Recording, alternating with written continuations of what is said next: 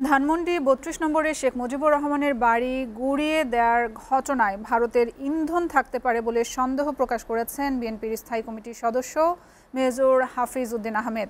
তিনি বলেন, এই ধরনের হামলার ঘটনা গণতন্ত্র বিকাশের জন্য বাধা হয়ে দাঁড়াবে। তবে এই ধরনের হামলার জন্য শেখ হাসিনাকেই দায়ী করেছে ছাত্রদল নেতারা। বলেছে, হাসিনা উস্কানিমূলক বক্তব্য না দিলে হামলার ঘটনা ঘটত না। রাজধানীতে আলাদা অনুষ্ঠানে এসব কথা বলেন তারা। আব্দুল আহাদের প্রতিবেদনে দেখুন বিস্তারিত।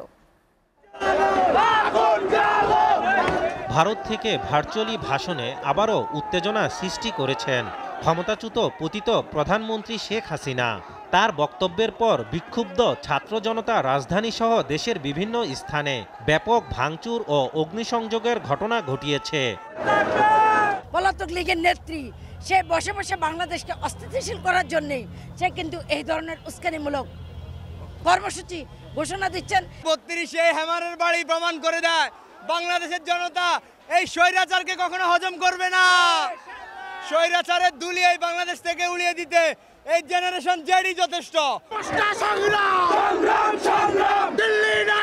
ছাত্র জনতার ভাঙচুর ও অগ্নিসংযোগের ঘটনার জন্য শেখ হাসিনাকে দায়ী করেন ছাত্রদলের সাধারণ সম্পাদক নাসির উদ্দিন নাসির। বলেন, জুলাই গণ অভ্যুত্থানে গণহত্যা চালানোর পরও শেখ হাসিনার বক্তব্যে অনুশোচনা না থাকায় বিক্ষুব্ধ একটি অংশ এই ঘটনা ঘটিয়েছে। খুনি শেখ হাসিনা গতকাল ওনার যে বক্তব্য, আমরা হয়তো মনে করছি তিনি জাতির কাছে নিঃশর্ত ক্ষমা প্রার্থনা করবেন, কিন্তু আমরা সেটি না দেখে তিনি বিভিন্ন হুমকি দিয়েছেন। যেরকম হুমকি গত 15.5 বছরও ছাত্র জনতার উপর দিয়েছেন, জনগণের উপর রেখেছেন, সেরকম হুমকি গতকাল আমরা দেখেছি। সেজন্য হয়তো ছাত্র জনতাই হয়তো বিক্ষুব্ধ হয়ে এরকম ৩২ নম্বরের বাড়ি ভাঙচুর করেছে, আমাদের সেটি মনে হয়েছে। তবে বিএনপির স্থায়ী কমিটির সদস্য মেজর অবসরপ্রাপ্ত হাফিজ উদ্দিন আহমেদ বলেন, এই ধরনের হামলার ঘটনায় ভারতের ইন্ধন আছে কিনা তা তদন্ত করে দেখা উচিত। যে এগুলা গণতন্ত্রকে ধ্বংস করার জন্য হয়তো আগামী দিনে গণতন্ত্রের পথে বাধা হয়ে দাঁড়াতে পারে, এই জন্য কেউ কেউ হয়তো বিশৃঙ্খলা সৃষ্টি করার চেষ্টা করতে পারেন। এবং বিশেষ করে এর মধ্যে প্রতিবেশী রাষ্ট্রের কোনো হস্তক্ষেপ আছে কিনা সেটিও আমরা জানার চেষ্টা করব। দেশে নির্বাচিত সরকার থাকলে এই ধরনের হামলার ঘটনা ঘটত না বলেও জানান তিনি। সব বিশৃঙ্খলা দূর করতে এই বছরে নির্বাচন দেওয়ার আহ্বান জানান মেজর হাফিজ।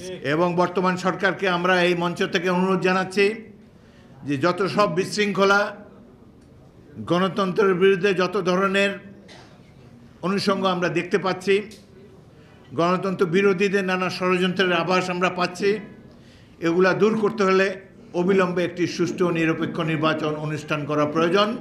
আব্দুল আহাদ, এসটিভি, ঢাকা।